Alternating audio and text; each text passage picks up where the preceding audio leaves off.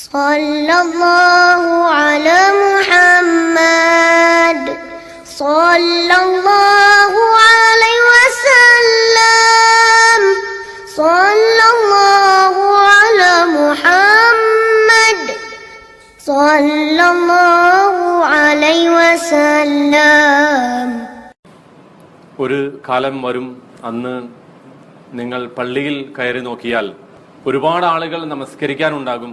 അവർ ഇമാമിൻ്റെ പിന്നിൽ നിന്ന് നമസ്കരിക്കുന്നുണ്ടാകും. പക്ഷേ അവരിൽ വളരെ കുറച്ച് പേർ മാത്രമേ ഖുശൂഅോടുകൂടി അത് ആകുന്നവരായിട്ടുണ്ടാവുകയുള്ളൂ. അവരിൽ കുറച്ചു പേർ മാത്രമേ ഹൃദയത്തോടു കൂടി അത് ചെയ്യുന്നവരായിട്ടുണ്ടാവുകയുള്ളൂ എന്ന് പറയുകയുണ്ടായി. എനിക്ക് തോന്നുന്നു നമ്മുടെ ഈ കാലഘട്ടം അത്തരമൊരു കാലഘട്ടമാണോ എന്ന് നമ്മൾ സംശയിക്കണം. പറയുന്ന ഞാനടക്കം നമ്മളെല്ലാവരും ആലോചിച്ച് നോക്കിയാൽ, ഒരു ആത്മപരിശോധന നടത്തിയാൽ, നമ്മുടെ നമസ്കാരത്തിന് നാം എത്ര ശ്രദ്ധ കൊടുക്കുന്നു എന്നത് ഒരു വലിയ പ്രശ്നം തന്നെയാണ്. നബി സല്ലല്ലാഹു അലൈഹി വസല്ലം പറഞ്ഞു, ചില ആളുകൾ നമസ്കരിച്ചാൽ അവർക്ക് നമസ്കാരത്തിന്റെ 1/4 ഉണ്ടാവുക, ചില ആളുകൾക്ക് അതിന്റെ 1/3 ഉണ്ടാവുക, ചിലർക്ക് പകുതിയേ ഉണ്ടാവുള്ളൂ.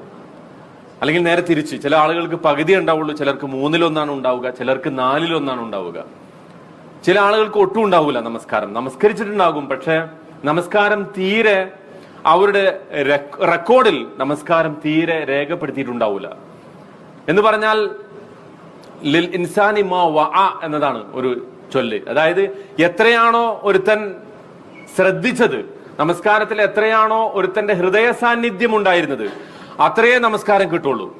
ഇപ്പൊ 4 റക്അത്തുള്ള നമസ്കാരം ഒരു പക്ഷെ നമ്മൾ നിർവഹിക്കുന്നുണ്ടാകും, പക്ഷെ നമുക്കൊരു റക്അത്തിന്റെ കഷ്ണം അല്ലെങ്കിൽ ഒരു റക്അത്തിന്റെ ഒരു മൂല ഇത്രയൊക്കെ നമുക്ക് കിട്ടിയിട്ടുണ്ടാവുള്ളൂ. കാരണം എന്താന്ന് വെച്ചാൽ, കൈ കെട്ടിയതിനു ശേഷം പിന്നെ നമ്മൾ ലോകം മുഴുവൻ സഞ്ചരിച്ച് നമ്മുടെ ബിസിനസ്സും നമ്മുടെ ജോലിയും നമ്മുടെ കുടുംബവും നമ്മുടെ ചുറ്റുവട്ടവും പരിസരവും എല്ലാ പ്രശ്നങ്ങളും, കിട്ടാനുള്ള കടവും കൊടുക്കാനുള്ള കടവും ഒക്കെ ഓർമ്മ വന്ന് അവസാനം സലാം വിട്ടുന്നതിന് തൊട്ടടുത്തായിരിക്കും നമുക്ക് ഓർമ്മ വരിക, അല്ല ഞാൻ നമസ്കാരത്തിലായിരുന്നല്ലോ എന്ന് ഓർമ്മ വരിക. ഇങ്ങനെ നമസ്കരിച്ചാൽ, അവരെ കുറിച്ചാണ് ഉമർ ബിൻ ഖത്താബ് റളിയല്ലാഹു അൻഹു പറഞ്ഞത്, 60 വർഷം നമസ്കരിച്ച ഒരാൾ ഒരു പക്ഷെ അള്ളാഹുവിന്റെ അടുക്കൽ വരും. 60 വർഷം മുടങ്ങാതെ നമസ്കരിച്ചിട്ടുണ്ടാകും. പക്ഷേ ഈ 60 വർഷത്തെ നമസ്കാരവും അയാളെ സംബന്ധിച്ചിടത്തോളം ഒരു ഫലവും ചെയ്യുകയില്ല. നബി സല്ലല്ലാഹു അലൈഹി വസല്ലം അതിനെക്കുറിച്ച് താക്കീത് ചെയ്തത്, ആ നമസ്കാരമൊക്കെ അവന്റെ മുഖത്തേക്ക് വലിച്ചെറിയും. നമ്മൾ വളരെ ശ്രദ്ധിക്കേണ്ട ഗൗരവപ്പെട്ട ഒരു വിഷയമാണ്. കാരണം എന്താന്ന് വെച്ചാൽ, നമസ്കാരത്തെ കുറിച്ചാണ് ആദ്യം ചോദ്യം ചെയ്യപ്പെടുക പരലോകത്ത്. മഹ്ശറിൽ അള്ളാഹു ആളുകളെ വിചാരണക്കെടുക്കുമ്പോ ആദ്യം വിചാരണക്കെടുക്കുക നമസ്കാരമാണ്. നമസ്കാരം ശരിയായാൽ പിന്നെ ബാക്കി കർമ്മങ്ങൾക്കൊക്കെ ഫലം ഉണ്ടാവും. നോമ്പ്, സകാത്ത്, ഹജ്ജ്, നമ്മുടെ പെരുമാറ്റ മര്യാദകൾ, നമ്മുടെ അയൽപക്ക ബന്ധങ്ങൾ, നമ്മുടെ സദക്കകൾ, ഇതിനൊക്കെ ഫലം കിട്ടണമെങ്കിൽ, ഇതൊക്കെ തൂക്കി നോക്കപ്പെടണമെങ്കിൽ നമസ്കാരം ശരിയാവണം. ഇദാ സലുഹത് സലുഹ സാഇറു അമലിഹി. നമസ്കാരം ശരിയായാൽ മറ്റു ബാക്കി എല്ലാ പ്രവർത്തനങ്ങളും സ്വീകരിക്കപ്പെടും. ഇനി നമസ്കാരത്തിന്റെ കണക്ക് നോക്കുമ്പോ, നമ്മുടെ നമസ്കാരത്തിൽ അള്ളാഹു പറഞ്ഞ രൂപത്തിലുള്ള നമസ്കാരം ഇല്ലെങ്കിൽ പിന്നെ ബാക്കി കർമ്മങ്ങൾ കൊണ്ട് ഒരു ഫലവും ഇല്ലാണ്ടാവും. എന്ന് പറഞ്ഞാൽ ബാക്കി കർമ്മങ്ങൾ നോക്കുകയേ ഇല്ല. ഒന്ന് ആലോചിച്ച് നോക്കുക, നമ്മൾ പരലോകത്ത് നമ്മൾ ഇത്രയും കാലമൊക്കെ ഈമാനോടും ഇഖ്ലാസോടും കൂടി ഭൂമിയിൽ ജീവിച്ചു എന്ന് നമ്മൾ സ്വയം തന്നെ ഇങ്ങനെ മേനി നടിച്ച് നടന്നിട്ട് പരലോകത്തെത്തി നമ്മുടെ കണക്ക് നോക്കുമ്പോൾ, നമ്മുടെ പുസ്തകം എടുത്ത് നോക്കുമ്പോൾ, നമസ്കാരം രേഖപ്പെടുത്തപ്പെട്ടിട്ടില്ലെങ്കിൽ, അത് കൃത്യമായിട്ടില്ലെങ്കിൽ, അതിന്റെ യഥാവിധി നിർവഹിച്ചവരുടെ കൂട്ടത്തിൽ നാം ഉൾപ്പെട്ടിട്ടില്ലെങ്കിൽ, മറ്റെല്ലാ കർമ്മങ്ങളും പാഴായി പോകുന്ന ഒരു അവസ്ഥയെക്കുറിച്ച് നമ്മൾ ആലോചിച്ച് നോക്കിയാൽ അതിനേക്കാളും വലിയ നഷ്ടം വേറെയില്ല. അതുകൊണ്ട് നമസ്കാരം ഒന്ന് ശരിയാക്കണം നമ്മൾ എല്ലാവരും. ഞാൻ പറയുന്നു, ഈ ഒരു കുറച്ച് കാര്യങ്ങൾ ഞാൻ ഇപ്പൊ ഇവിടെ പറയും. ഇത് നമ്മളെല്ലാവരും, ഞാനടക്കം നമ്മളെല്ലാവരും ശ്രദ്ധയോടെ കേൾക്കണം, വളരെ ആത്മാർത്ഥതയോടെ ഇത് മനസ്സിലാക്കണം. പറ്റുമെങ്കിൽ നിങ്ങൾക്ക് എഴുതാൻ പറ്റുമെങ്കിൽ എഴുതി വെച്ചോ, എന്നാലും വേണ്ടൂല. അല്ല, റെക്കോർഡ് ചെയ്യാൻ പറ്റുമെങ്കിൽ റെക്കോർഡ് ചെയ്തോ. എന്നിട്ട് എല്ലാ ദിവസവും ഇതിങ്ങനെ കേട്ട, ചിലപ്പോഴൊക്കെ നമ്മൾ ഇത് കേൾക്കും, ഇടക്കിടക്ക് കേൾക്കുന്നുണ്ട്, പക്ഷെ കേട്ടിട്ട് നമ്മൾക്ക് കുറച്ച് കഴിയുമ്പോൾ ഇത് നമ്മൾ മറന്നുപോകും. അതുകൊണ്ട് നമസ്കാരത്തെ കുറിച്ച് ആളുകൾ ശരിക്കും 5 രൂപത്തിലാണ് ആളുകൾ നമസ്കരിക്കുക, അല്ലെങ്കിൽ 5 വിഭാഗങ്ങളാണ് നമസ്കാരത്തെ കുറിച്ച് ഉണ്ടാവുക. അതിൽ ആദ്യത്തെ വിഭാഗം എന്ന് പറഞ്ഞാല്, നമസ്കാരത്തെ കുറിച്ച് തീരെ അവർക്കൊരു പരിഗണന ഉണ്ടാവില്ല. അവര് അതിന്റെ സമയം തീരെ ശ്രദ്ധിക്കൂല. തോന്നുമ്പോഴൊക്കെ നമസ്കരിക്കും. തോന്നുമ്പോഴൊക്കെ ഇപ്പൊ നമ്മൾ ഒരാളെ കുറിച്ച് പറയണം, ഒരാൾ പറയണം എനിക്ക് ഹജ്ജ് ദുൽഹജ്ജ് മാസത്തിൽ ചെയ്യാൻ പറ്റൂല. ഞാൻ എന്റെ ജോലി തിരക്കൊക്കെ കഴിഞ്ഞ് എനിക്ക് ലീവ് കിട്ടുന്ന സമയം റമദാനിലാണ്. റമദാനിൽ ഞാൻ പോയിട്ട് പിന്നെ മക്കത്ത് പോയി തവാഫ് ചെയ്തു, പിന്നെ സഅയ് ചെയ്തു, പിന്നെ അറഫയിൽ പോയിട്ട് കുറച്ച് നിന്നു, മുസ്ദലിഫയിൽ വന്ന് രാത്രി താമസിച്ചു, മിനയിൽ വന്ന് കല്ലെറിഞ്ഞു. ഇങ്ങനെ ഒരാൾ റമദാനിൽ ചെയ്തിട്ട് അയാൾ പറഞ്ഞു ഞാൻ ഹജ്ജ് ചെയ്തു എന്ന് പറഞ്ഞാൽ നമ്മൾ അയാളെ കുറിച്ച് എന്താ പറയാ? അയാള് ഹജ്ജിനെ കുറിച്ചും അയാൾക്ക് അറിഞ്ഞുകൂടാ, ദീനിനെ കുറിച്ചൊരു വിവരമില്ല, അയാളുടെ ഹജ്ജ് സ്വീകരിക്കയില്ല. പക്ഷെ നമസ്കാരം, ഒരാൾ നമസ്കാരത്തെ കുറിച്ച് സുബഹിക്ക് കിടന്നുറങ്ങിയിട്ട് ഒരാൾ 7 മണിക്ക് എഴുന്നേറ്റ് നമസ്കരിച്ച ആളെ കുറിച്ച് നമ്മൾ എന്തേ അങ്ങനെ പറയാത്തത്? സുബഹിയുടെ സമയത്ത് അയാൾ കിടന്നുറങ്ങി, എന്നിട്ട് 7 മണിക്ക് എഴുന്നേറ്റ് നമസ്കരിച്ചപ്പോ അയാളെ കുറിച്ച് അയാൾ നമസ്കാരം ഉള്ളവനാണെന്ന് പറയുന്നു. പക്ഷെ അങ്ങനത്തെ ഒരാള് ഹജ്ജിന്റെ വിഷയത്തിൽ ഇങ്ങനെ ചെയ്താൽ, ദുൽഹജ്ജിൽ ഹജ്ജ് ചെയ്യേണ്ടതിന് പകരം റമദാനിൽ പോയി ഹജ്ജ് ചെയ്താൽ ഹജ്ജ് ചെയ്തവനായിട്ട് നമ്മൾ പറയോ? ഇല്ല. അതുപോലെ തന്നെയാണ് നമസ്കാരത്തിന് വിഷയം. അത് സമയബന്ധിതമായി ചെയ്യണം. അപ്പൊ ആദ്യത്തെ വിഭാഗം ആളുകൾ നമസ്കാരത്തിന്റെ സമയം പരിഗണിക്കൂല, അതിന്റെ ഉളു മര്യാദക്ക് എടുക്കൂല, അതിന്റെ റുക്നുകള്, നിർബന്ധ ഘടകങ്ങളെ കുറിച്ച് തീരെ പരിഗണനയില്ല. സുജൂദിലും ഒക്കെ അടങ്ങുക എന്നൊക്കെ ഉള്ളത്, അതിന് ഒരുപാട് റുക്നുണ്ടല്ലോ, അതൊക്കെ നമുക്കറിയാം വിശദമായിട്ട്. അതുകൊണ്ട് ഞാൻ അതിലേക്ക് ഇപ്പൊ പോകുന്നില്ല, സമയമില്ല അതിന്. ഇതൊക്കെ പാഴാക്കും. തീരെ അവർക്ക് നമസ്കാരത്തിൽ ഖുശൂ ഉണ്ടാവൂല. ഇതാണ് ഒന്നാമത്തെ വിഭാഗം. അവർക്കാണ് അള്ളാഹു പറഞ്ഞത് ഫവൈലുൽ ലിൽ മുസല്ലീൻ. അവർ നമസ്കരിക്കും, പക്ഷെ ആ നമസ്കാരത്തിന് തന്നെ അവർക്ക് എന്തുണ്ട്?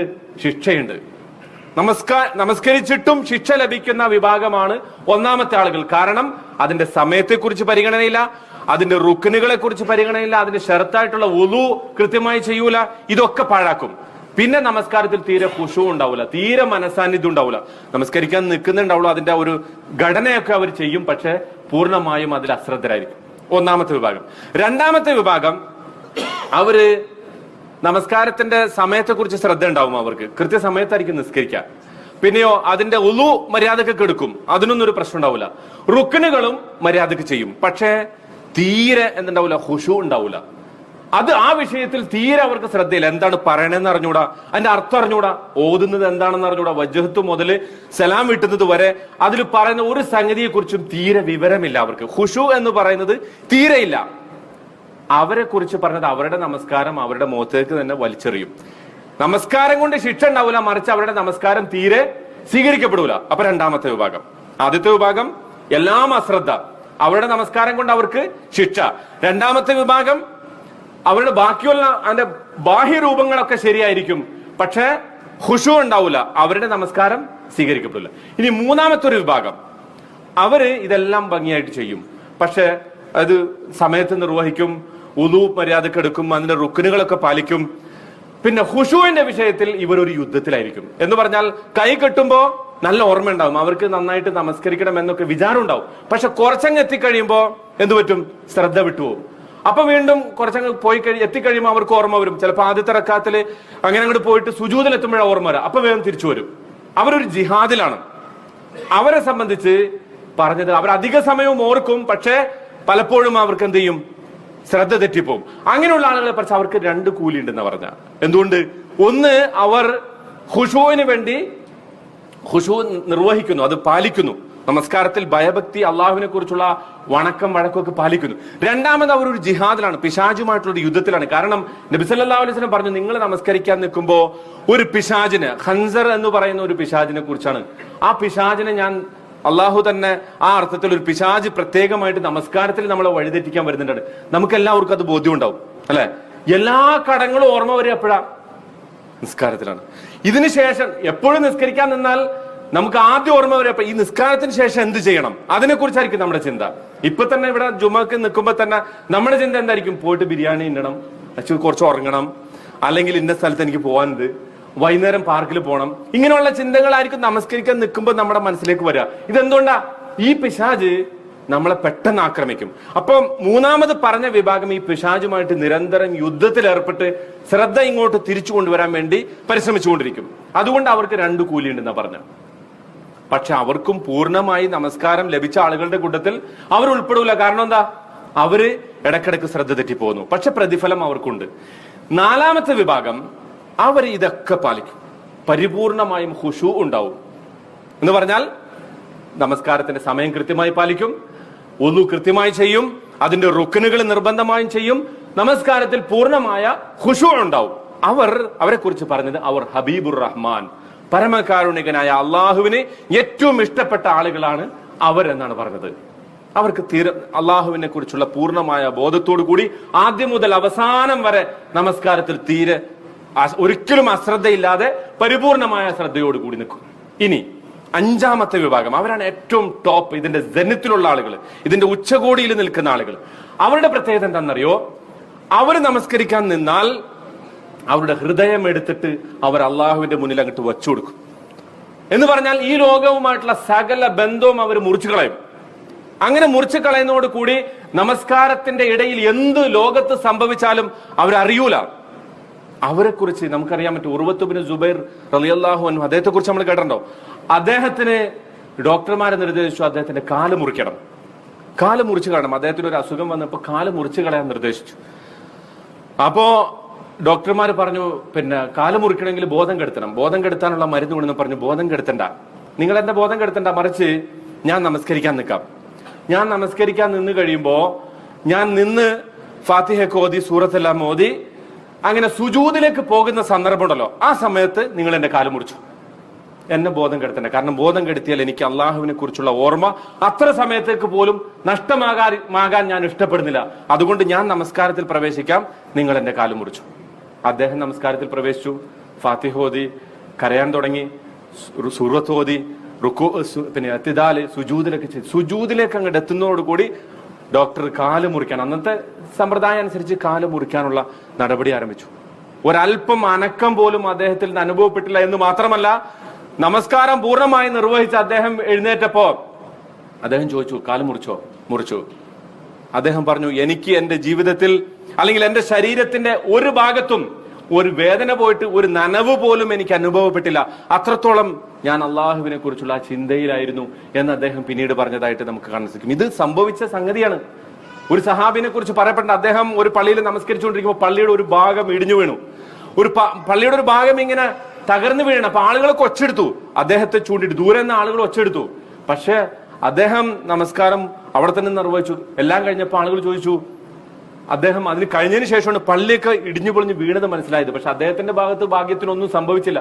ആളുകളോട് അദ്ദേഹം ചോദിച്ചു, ഇതെന്താ നിങ്ങൾ എന്നോട് പറയാഞ്ഞ? അവര് പറഞ്ഞു, ഞങ്ങൾ ഇത് വീഴുന്നത് കണ്ട് താങ്കൾ ഒരുപാട് താക്കീത് ചെയ്തു, ഒരുപാട് വിളിച്ചു, പക്ഷെ താങ്കൾ അത് കേട്ടില്ല. ഇതാണ് 5ാമത്തെ വിഭാഗം. നബി സല്ലല്ലാഹു അലൈഹി വസല്ലമയെ കുറിച്ച് നമ്മൾ പറഞ്ഞല്ലോ, നമസ്കരിക്കാൻ നിൽക്കുമ്പോഴേക്കും ഹൃദയത്തിന്റെ ഉള്ളിൽ നിന്ന് ഒരു ശബ്ദം വരും. എങ്ങനെയാണ്? കരഞ്ഞിട്ട്, കരച്ചിലിന്റെ ആ ഒരു തേങ്ങിക്കരച്ചിലിന്റെ ഒരു ശബ്ദം ചീനച്ചട്ടിയിൽ, നല്ല ചൂടുള്ള ചീനച്ചട്ടിയിൽ എണ്ണ ഒഴിച്ചിട്ട് അതിൽ വെള്ളമൊഴിച്ചാൽ എങ്ങനെ ഉണ്ടാകും? അതുപോലത്തെ ഒരു ശബ്ദം. അബൂബക്കർ സിദ്ദീഖ് റളിയല്ലാഹു അൻഹുവിനെ കുറിച്ച്, ഉമർ ഇബ്നുൽ ഖത്താബ് റളിയല്ലാഹു അൻഹുവിനെ കുറിച്ച്, ഉമർ ഇബ്നു അബ്ദുൽ അസീസ് റളിയല്ലാഹു അൻഹുവിനെ കുറിച്ച്, അദ്ദേഹം ഒരിക്കൽ ഇങ്ങനെ പള്ളിയിൽ നമസ്കരിച്ചുകൊണ്ട് നിൽക്കുമ്പോൾ അദ്ദേഹം ഒരു ആയത്ത് ഓതി, ഫഅൻദർതുകും നാറൻ തലല്ലാ, അള്ളാഹുവിന്റെ ആ നരകശിക്ഷയെ കുറിച്ച് ഓതി. അദ്ദേഹം കരഞ്ഞു, പള്ളി മൊത്തം കരഞ്ഞു.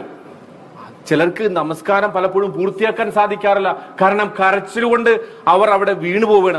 അവരെ സംബന്ധിച്ചിടത്തോളം അവരുടെ ശ്രദ്ധ മുഴുവൻ ഭൂമിയിൽ നിന്ന് വിട്ടുപോകുന്നു. നമ്മൾ ആലോചിച്ച് നോക്കുക, നമ്മൾ ഇതിലേതിലാ പെടുക? ഏറ്റവും ചുരുങ്ങിയത് 3ാമത്തെ വിഭാഗത്തിലെങ്കിലും നമ്മൾ പെട്ടിട്ടില്ലെങ്കിൽ നമ്മുടെ കാര്യം കഷ്ടമാണ്. 3ാമത്തെ വിഭാഗം എന്ന് പറഞ്ഞാൽ ശ്രദ്ധിക്കും, പക്ഷെ വിട്ടുപോകും. പക്ഷെ നമ്മൾ ഉൾപ്പെടാൻ ശ്രമിക്കേണ്ടത് 4ഉം 5ഉം വിഭാഗത്തിലാണ്. 5ലെത്തുക എന്ന് പറഞ്ഞാൽ വളരെ പ്രയാസമാണ്, പക്ഷേ സാധിക്കുമെന്നതിന്റെ തെളിവുകളാണ് ഈ കാണുന്നതൊക്കെ. അതിനെന്ത് വേണം? നമ്മുടെ ഈമാനിനെ ശക്തിപ്പെടുത്തണം. ഇനി ഞാൻ പറയാൻ പോകുന്നത് കുറച്ച് കാര്യങ്ങളാണ്. ഈ കുറച്ച് കാര്യങ്ങൾ നമ്മളെല്ലാവരും ശ്രദ്ധിച്ചാൽ നമസ്കാരത്തിൽ നമുക്ക് ഖുശൂ ഉണ്ടാക്കിയെടുക്കാൻ സാധിക്കും. ഇത് കേട്ടിട്ട് നമ്മൾ പുറത്തേക്ക് കളയാനുള്ളതല്ല, മറിച്ച് നമ്മുടെ ജീവിതത്തിൽ, നിത്യജീവിതത്തിൽ ഓരോ സന്ദർഭത്തിലും നമ്മൾ പ്രാക്ടിക്കലാക്കാനുള്ളതാണ്. ഒന്നാമത് നമസ്കാരത്തിൽ ശ്രദ്ധ കിട്ടാൻ വേണ്ടത് എന്താന്ന് വെച്ചാൽ, ഇമാം ഹസനുൽ ബസ്രിയോട് റഹ്മത്തുള്ളാഹി അലൈഹി, അദ്ദേഹത്തോട് വന്നിട്ട് ഒരാൾ ചോദിച്ചു, ഇമാമെ, ഞാൻ എത്ര തന്നെ എഴുന്നേൽക്കാൻ ശ്രമിച്ചാലും, സുബഹിക്ക് എഴുന്നേൽക്കാൻ ശ്രമിച്ചാലും, അതുപോലെ തന്നെ രാത്രി നമസ്കാരത്തിന് ഖിയാമുൽ ലൈലിന് എഴുന്നേൽക്കാൻ ശ്രമിച്ചാലും എനിക്ക് എഴുന്നേൽക്കാൻ പറ്റുന്നില്ല, ഞാൻ എത്ര തന്നെ ശ്രമിച്ചിട്ടും എഴുന്നേൽക്കാൻ പറ്റുന്നില്ല. അദ്ദേഹം പറഞ്ഞു, എന്താ പറഞ്ഞെന്നറിയോ? നിങ്ങളുടെ പാപങ്ങൾ നിങ്ങളെ മൂടിയിരിക്കുന്നു, നിങ്ങളുടെ പാപങ്ങൾ നിങ്ങളെ മൂടിയിരിക്കുന്നു, അതുകൊണ്ടാണ് നമസ്കാരത്തെക്കുറിച്ച് നിങ്ങൾക്ക് ഇത്ര അശ്രദ്ധ വരുന്നത് എന്ന് പറഞ്ഞാൽ ആദ്യത്തെ സംഗതി അതാണ്. നമസ്കാരത്തിൽ ശ്രദ്ധ വേണോ എങ്കിൽ എന്തു വേണം? പാപങ്ങൾ ഒഴിവാക്കണം. പരമാവധി നമ്മുടെ പാപങ്ങൾ ഒഴിവാക്കുന്നതോടുകൂടി നമ്മളെ സംബന്ധിച്ചിടത്തോളം അള്ളാഹുവിന്റെ മാർഗത്തിൽ നമുക്ക് ശ്രദ്ധ ലഭിക്കുവാൻ, അവന്റെ നമസ്കാരത്തിൽ നിൽക്കുമ്പോൾ, അവന്റെ മുന്നിൽ നിൽക്കുമ്പോൾ നമുക്ക് പരിപൂർണമായും ഭയഭക്തിയോടുകൂടി നിൽക്കുവാൻ, ഹൃദയ സാന്നിധ്യത്തോടു കൂടി നിൽക്കുവാൻ, അല്ലാത്ത സന്ദർഭങ്ങളിൽ പാപങ്ങളിൽ നിന്ന് മുക്തരായിട്ടുള്ള ഒരു ജീവിതം നയിക്കാൻ നമുക്ക് സാധിക്കണം. ഇതൊന്നാമത്തെ കാര്യം. രണ്ടാമത്തെ കാര്യം, പരിശുദ്ധ ഖുർആനിനെ പലപ്പോഴും ആളുകൾ എപ്പോഴും നമസ്കരിക്കാൻ നിന്ന് ഊദ ഖുൽ ഹുവല്ലാഹു അഹദ്, എപ്പോഴും ഇന്നാ അതൈനാകൽ കൗസർ, എപ്പോഴും വല്ലസർ, എപ്പോഴും അലം തറ കൈഫ, ഇങ്ങനെ കുറച്ച് ചെറിയ ചെറിയ സൂറത്ത് മാത്രം ഇത് പഠിച്ചിട്ട് ഓതി കഴിഞ്ഞാൽ നമുക്ക് തീരെ ശ്രദ്ധ കിട്ടൂല. കാരണം എന്താ, ഇതൊരു റൊട്ടീനാണ്, ഇതൊരു ചടങ്ങായിട്ട് മാറുന്നു. അതുകൊണ്ട് എന്ത് വേണം, ഖുർആൻ കുറച്ചൊക്കെ നമ്മൾ മനസ്സിലാക്കണം. നമുക്ക് മനസ്സിലാക്കാൻ പറ്റും. അതിന് തെളിവെന്താന്ന് വെച്ചാൽ, നമ്മൾ നമ്മുടെ ജോലിയുമായിട്ട് ബന്ധപ്പെട്ട് ഒരുപാട് ട്രെയിനിങ് കോഴ്സിന് പോകുന്ന ആളുകളുണ്ട്, പുതിയ പുതിയ സ്കില്ല് പഠിക്കുന്ന ആളുകളുണ്ട്. നമുക്കൊരു കത്ത് നമുക്ക് അറിയാത്തൊരു ഭാഷയിൽ കിട്ടിയാലും നമ്മൾ അത് ആരെക്കൊണ്ടെങ്കിലൊക്കെ വായിപ്പിച്ചിട്ട് അതിന്റെ അർത്ഥം മനസ്സിലാക്കി നമ്മൾ ചെയ്യുന്നില്ലേ, ജോലിനെ സംബന്ധിച്ച്, ബിസിനസിനെ സംബന്ധിച്ചൊക്കെ. അപ്പോ ഇത്തരം കാര്യങ്ങളൊക്കെ നമുക്ക് നടക്കും. അപ്പൊ ഖുർആനിനെ സംബന്ധിച്ച് നമ്മൾ അങ്ങനെ ഒരു കാഴ്ചപ്പാട്, അതായത് എല്ലാ ദിവസവും കുറച്ച് ഖുർആൻ ഞാൻ മനസ്സിലാക്കുകയും അതെന്റെ നമസ്കാരങ്ങളിൽ ഞാൻ ഓതുകയും ചെയ്യും എന്ന് നമ്മൾ തീരുമാനിച്ചാൽ, ആ ഖുർആനുമായി ബന്ധപ്പെടുത്തി നമുക്ക് എന്ത് ചെയ്യാൻ പറ്റും, നമുക്ക് മനസാന്നിധ്യം ലഭിക്കും. എന്തുകൊണ്ടാണ് നമ്മുടെ ശ്രദ്ധ തെറ്റുന്നത്? ഇമാമ് നിൽക്കുമ്പോ, ഇമാമ് ഫാത്തിഹ ഓതുമ്പോ നമുക്കറിയാം, മിക്കവാറും ആളുകൾക്ക് അതിന്റെ അർത്ഥം അറിയാം. പക്ഷേ സൂറത്തിലേക്ക് കിടക്കുമ്പോ നമുക്ക് അതിന്റെ അർത്ഥം അറിഞ്ഞുകൂടാ. അപ്പൊ നമ്മൾ അതിൽ തീരെ ശ്രദ്ധിക്കാത്തതുകൊണ്ട് നമ്മുടെ ശ്രദ്ധ തെറ്റിപ്പോകുന്നു. അപ്പൊ ഖുർആനുമായിട്ടുള്ള ബന്ധത്തെ നമ്മൾ ശക്തിപ്പെടുത്തുക എന്നതാണ് രണ്ടാമത്തെ സംഗതി. മൂന്നാമത്തെ സംഗതി ഇത്തിരി നീട്ടി പരത്തി പറയേണ്ടതാണ്, അവിടെ കുറച്ച് സമയം എടുക്കും, നിങ്ങൾ ശ്രമിക്കുക. നമ്മൾ നമ്മുടെ ജീവിതവുമായി ബന്ധപ്പെട്ടതാണല്ലോ, നിത്യേനമുള്ള ഇതുമായി ബന്ധപ്പെട്ടാണ്. മൂന്നാമത്തെ സംഗതി, നമസ്കാരത്തിന് പുറപ്പെടുന്നതിന് മുമ്പ് തന്നെ നമ്മൾ നമസ്കാരത്തിന് വേണ്ടി തയ്യാറായിക്കൊണ്ട് അതിന്റെ ഓരോ കർമ്മങ്ങളും, നമസ്കാരവുമായി ബന്ധപ്പെട്ട എല്ലാ ചലനങ്ങൾക്കും അടക്കങ്ങൾക്കും കർമ്മങ്ങൾക്കും അതിൻ്റെതായ ഫലമുണ്ട് എന്ന് മനസ്സിലാക്കിക്കൊണ്ട് നമ്മൾ ചെയ്യുക. ഉദാഹരണം, ഉളു എടുക്കുമ്പോൾ നമ്മൾ കരുതണം, ഇത് വാസ്തവത്തിൽ ഞാൻ നേരത്തെ കഴിഞ്ഞ ആഴ്ച ഞാൻ സൂചിപ്പിച്ചല്ലോ, ഇമാം സൈനുൽ ആബിദീൻ ബിൻ അലി, അദ്ദേഹത്തിന്റെ നിറം തന്നെ മാറുമായിരുന്നു ഉളു എടുക്കുമ്പോൾ. കാരണം എന്താ, ഉളു എടുക്കുമ്പോൾ തന്നെ അദ്ദേഹം തയ്യാറായി, അദ്ദേഹത്തിന്റെ മനസ്സ് റെഡി, അള്ളാഹുവിന്റെ മുമ്പിലേക്കാണ് പോകുന്നത്. നബി സല്ലല്ലാഹു അലൈഹി വസല്ലം ഉളു എടുക്കുന്നതിനെ കുറിച്ച് പറഞ്ഞത്, നിങ്ങളൊരാൾ കൈ കഴുകുമ്പോൾ കൈകൊണ്ട് ചെയ്ത എല്ലാ പാപങ്ങളും അള്ളാഹു പൊറുക്കും. നിങ്ങളിൽ ഒരാൾ വായ കൊപ്പളിക്കുമ്പോൾ വായ കൊണ്ട് നിങ്ങൾ പറഞ്ഞ, നിങ്ങളുടെ നാവ് കൊണ്ട് പറഞ്ഞ എല്ലാ തെറ്റും അള്ളാഹു പുറത്തു തരും.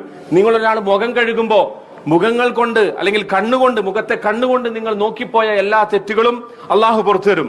പിന്നെ നിങ്ങൾ കൈ കഴുകുമ്പോൾ ഈ കൈ കൊണ്ട് പ്രവർത്തിച്ചു പോയിട്ടുള്ള, അറിഞ്ഞും അറിയാതെയും ഒക്കെ പ്രവർത്തിച്ചു പോയിട്ടുള്ള എല്ലാ തെറ്റുകളും അള്ളാഹു പുറത്തു തരും. തല തടവുകയും ചെവി തടവുകയും ചെയ്യുമ്പോൾ ചെവി കൊണ്ട് കേട്ട എല്ലാ സംഗതികളും പുറത്തു തരും. പിന്നെ കാലുകൊണ്ട് നടന്നു പോയിട്ടുള്ള എല്ലാ തെറ്റുകളും. അപ്പൊ ഇങ്ങനെ ഒന്നു തന്നെ നമ്മുടെ ഒരു ഏറ്റവും നല്ല പരിശുദ്ധമായ നമുക്ക് പരിശുദ്ധമാകാനുള്ള ഒരു മാർഗമാണ് എന്ന അടിസ്ഥാനത്തിൽ അത് പൂർണ്ണമായി ചെയ്യുക. അങ്ങനെ നമസ്കാരത്തിന് വേണ്ടി തയ്യാറാവുക. പിന്നെ പള്ളിയിലേക്കുള്ള നടത്തം,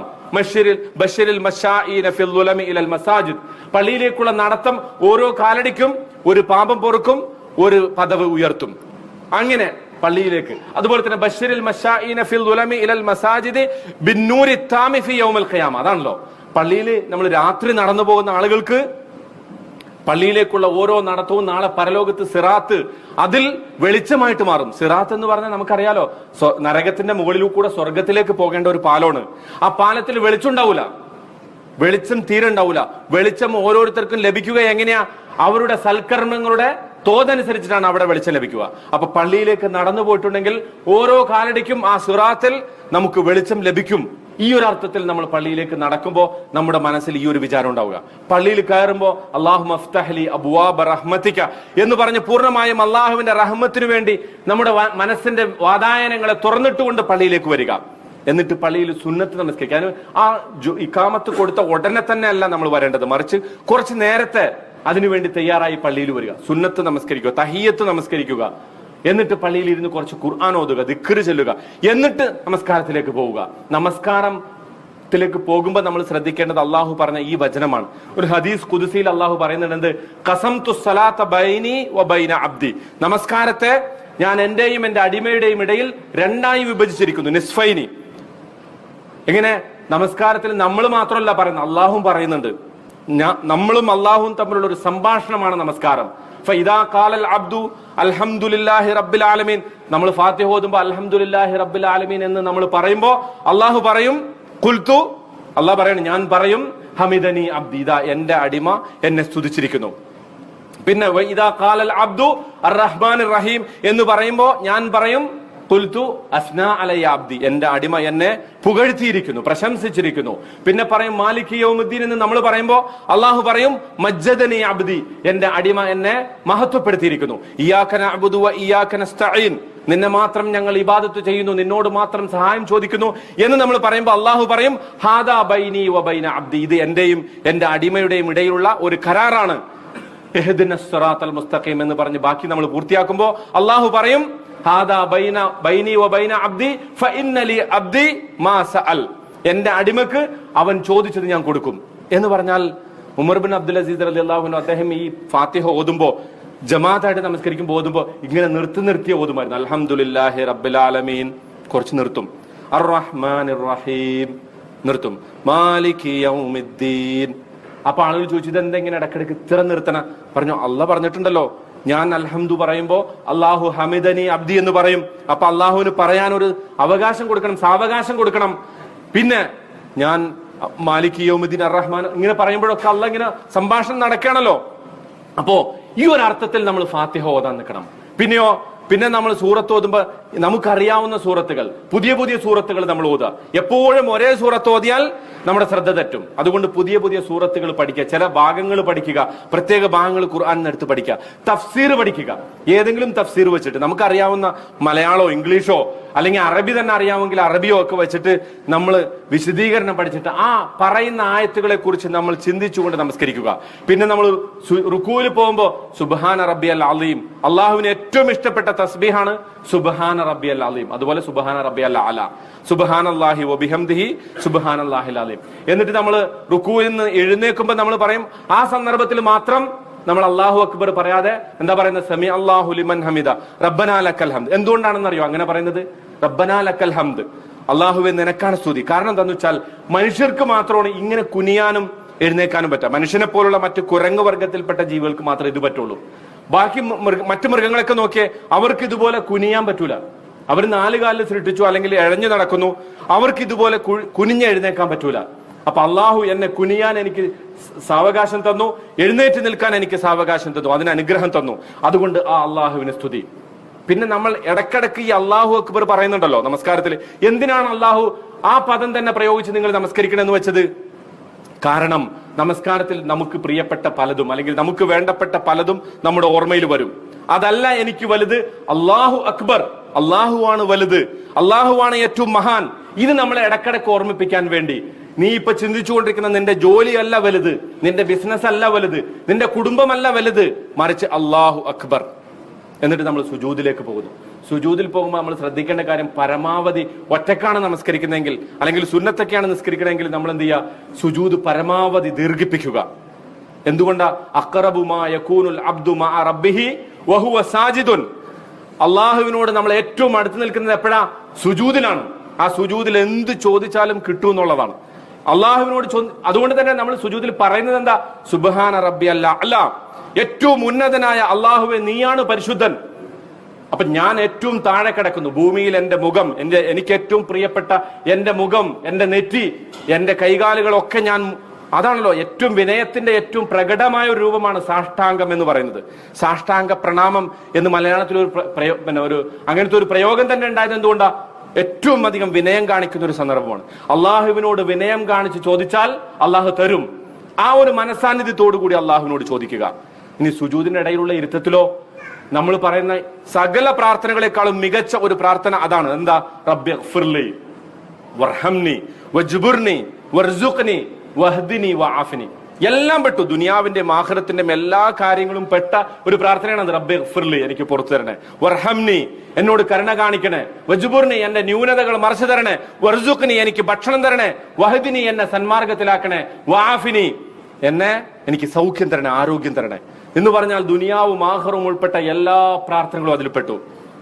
നമ്മൾ അള്ളാഹിനോട് ചോദിക്കുമ്പോൾ അതിനെക്കുറിച്ച് വല്ല ചിന്തയും പലപ്പോഴും നമ്മുടെ മനസ്സിൽ വരാറുണ്ട്. നമ്മൾ ആലോചിച്ച് നോക്കുക, നെഞ്ചത്ത് കൈവച്ച് നമ്മൾ ഓരോരുത്തരും നമ്മളോട് ചോദിച്ചു നോക്കുക, ആരും കേൾക്കണ്ട, പക്ഷെ ചോദിച്ചു നോക്കുക, നമ്മൾ ഈ ഒരു ഓർമ്മ നമുക്കുണ്ടോ? പിന്നെ അത്തഹിയാത്ത്, അള്ളാഹുവിനുള്ള തിരുമുൽ കാഴ്ചയാണ്, അള്ളാഹുവിന് അർപ്പിക്കുന്ന അഭിവാദ്യമാണത് അത്തഹിയാത്തുൽ മുബാറക. പ്രവാചകനോട് നമ്മൾ സലാം പറയുന്നു, അസ്സലാമു അലൈക അയ്യുഹൻ നബി, പിന്നെ നമ്മൾ അല്ലാഹുമ്മ സല്ലി അലാ മുഹമ്മദ് മൻ സല്ലാ അലയ്യ സലാത്തൻ സല്ലല്ലാഹു അലൈഹി അശ്റൻ. ആരെങ്കിലും എന്റെ പേരിൽ ഒരു സലാത്ത് ചൊല്ലിയാൽ അള്ളാഹു അയാൾക്ക് 10 പ്രാവശ്യം ചൊല്ലും അയാളുടെ പേര്, അല്ലെങ്കിൽ അള്ളാഹു അയാൾക്ക് 10 പ്രാവശ്യം അനുഗ്രഹം ചൊരിയും എന്ന് നബി സല്ലല്ലാഹു അലൈഹി വസല്ലം നമ്മളെ പഠിപ്പിച്ചിട്ടുണ്ടല്ലോ. അപ്പൊ ആ സലാത്ത് ചൊല്ലുമ്പോൾ അത് നമ്മുടെ മനസ്സിൽ വേണം. പിന്നെ നമ്മൾ പ്രാർത്ഥിക്കുന്നു അല്ലാഹുമ്മ ഗ്ഫിർലി മാ ഖദ്ദംതു വമാ അഖർതു വമാ അസ്റഫ്തു വമാ അൻത അലം ബിഹി മിന്നി ഇന്നക അൻതൽ മുഖദ്ദിം. ഒരുപാടുണ്ട് ആ പ്രാർത്ഥന, പല രൂപത്തിൽ റിപ്പോർട്ട് ചെയ്യപ്പെട്ടിട്ടുണ്ട്. എനിക്ക് രഹസ്യമായത്, പരസ്യമായത്, ഞാൻ മുന്തിച്ചത്, പിന്തിച്ചത്, നീ മാത്രം അറിയുന്ന സംഗതി, ഇതൊക്കെ എനിക്ക് പുറത്തു തരണം. അദാബുൽ ഖബർ വദാബിന്നാർ, നരകശിക്ഷയിൽ നിന്നും ഖബറിലെ ശിക്ഷയിൽ നിന്നും പിശാചിന്റെ ഉപദ്രവത്തിൽ നിന്നും ജീവിതത്തിന്റെയും മരണത്തിന്റെയും പരീക്ഷണങ്ങളിൽ നിന്നും എന്നെ രക്ഷപ്പെടുത്തണം. അപ്പോ നമസ്കാരവുമായി ബന്ധപ്പെട്ട ഓരോ കർമ്മങ്ങളുടെയും ആത്മാവും അതിന്റെ ചൈതന്യവും ഉൾക്കൊണ്ടുകൊണ്ട് നമ്മൾ നിർവഹിക്കുക. ഇത് മൂന്നാമത്തെ സംഗതി. നാലാമതൊരു സംഗതി, ഒരു കാര്യം കൂടെ പറഞ്ഞിട്ട് ഞാൻ അവസാനിപ്പിക്കാം. നാലാമതൊരു സംഗതി, നമ്മൾ നമസ്കരിക്കാൻ നിൽക്കുമ്പോൾ സല്ലു സലാത്ത മുവദ്യ, എപ്പോഴും ചെയ്യേണ്ട ഒരു സംഗതി, ഇതെന്റെ അവസാനത്തെ നമസ്കാരമാണ് എന്ന ബോധത്തോടു കൂടി നിൽക്കുക. കാരണം അവസാനത്തെ നമസ്കാരം, നമ്മളോട് ഡോക്ടർ പറഞ്ഞു നിനക്കൊരു മണിക്കൂറേ ജീവിക്കാനുള്ളൂ എന്ന് പറഞ്ഞാൽ നമ്മൾ എന്ത് ചെയ്യും? അള്ളാന്റെ മുമ്പിൽ പോയിട്ട് താണ് കേണ് പറയൂലേ? അതുപോലെ ഓരോ നമസ്കാരത്തിന്റെ സന്ദർഭത്തിലും നമ്മൾ പറയാം, അള്ളഹാനോട് പറയാം, അല്ലാഹുമ്മ അഹ്സിൻ വഖൂഫനാ ബൈന യദൈക്, നിന്റെ മുന്നിലുള്ള ഞങ്ങളുടെ ഈ നൃത്തം നീ നന്നാക്കി തരണേ എന്ന് അള്ളാഹുവിനോട് പറയുക. അല്ലാഹുമ്മ അഇന്നി അലാ ദിക്രിക വശുക്രിക വഹുസ്നി ഇബാദതിക് എന്ന് അള്ളഹാനോട് പ്രാർത്ഥിച്ചിട്ട് ഇതെന്റെ അവസാനത്തെ നമസ്കാരമാണ് എന്ന ബോധത്തോടു കൂടി നമ്മൾ നിർവഹിക്കുക. ഇങ്ങനെയൊക്കെ ചെയ്താൽ ഖദ് അഫ്ലഹൽ മുഅ്മിനൂൻ അല്ലദീന ഹും ഫീ സ്വലാത്തിഹിം ഖാശിഊൻ, വിജയിച്ച സത്യവിശ്വാസികളുടെ കൂട്ടത്തിൽ നമുക്ക് ഉൾപ്പെടാൻ പറ്റും. അവർ അവരുടെ നമസ്കാരത്തിൽ പരിപൂർണമായും ഭയഭക്തിയുള്ളവരാണ്, അള്ളാഹുവിന് വിധേയപ്പെട്ട് ജീവിച്ചിരിക്കുന്നവരാണ്. നമ്മൾ മനസ്സിലാക്കുക, നമസ്കാരം വളരെ പ്രധാനമാണ്. ജീവിതത്തിന്റെ ഏറ്റവും അടിസ്ഥാനമാണ് നമസ്കാരം. നമ്മളെ അള്ളാഹുവിന്റെ മുന്നിൽ നമ്മളെ രക്ഷപ്പെടുത്തുന്ന കർമ്മമാണ് നമസ്കാരം എന്നല്ല, ജീവിതത്തിന്റെ സകല പ്രശ്നങ്ങളിൽ നിന്നും നമ്മളെ മോചിപ്പിക്കും. അള്ളാഹു പറയുന്നു വസ്തഈനു ബിസ്സബ്രി വസ്സലാത്ത്, നിങ്ങൾ നമസ്കാരം കൊണ്ടും ക്ഷമ കൊണ്ടും അള്ളാഹുവിനോട് സഹായം തേടുക. അപ്പൊ നമുക്ക് പറ്റിയ ഈ ആയുധത്തെ നമ്മൾ അതിന്റെ പരമാവധി പൂർണ്ണമായ അർത്ഥത്തിൽ ഉപയോഗിക്കുക. അള്ളാഹു സുബ്ഹാനഹു വ തആല അത്തരക്കാരിൽ ഉൾപ്പെടുത്തി നമ്മെ അനുഗ്രഹിക്കുമാറാകട്ടെ. നമ്മുടെ നമസ്കാരങ്ങളെ അള്ളാഹു സ്വീകരിക്കുമാറാകട്ടെ. ആ വിഷയത്തിൽ സംഭവിച്ചു പോയിട്ടുള്ള എല്ലാ വീഴ്ചകളും, കുറവുകളും, പരാതികളും അള്ളാഹു നമുക്ക് പരിഹരിച്ച് അള്ളാഹുവിന്റെ അടുക്കൽ സ്വീകാര്യമായ നമസ്കാരം നിർവഹിക്കുന്ന ആളുകളുടെ കൂട്ടത്തിൽ അള്ളാഹു നാമേരെയും ഉൾപ്പെടുത്തി അനുഗ്രഹിക്കുമാറാകട്ടെ.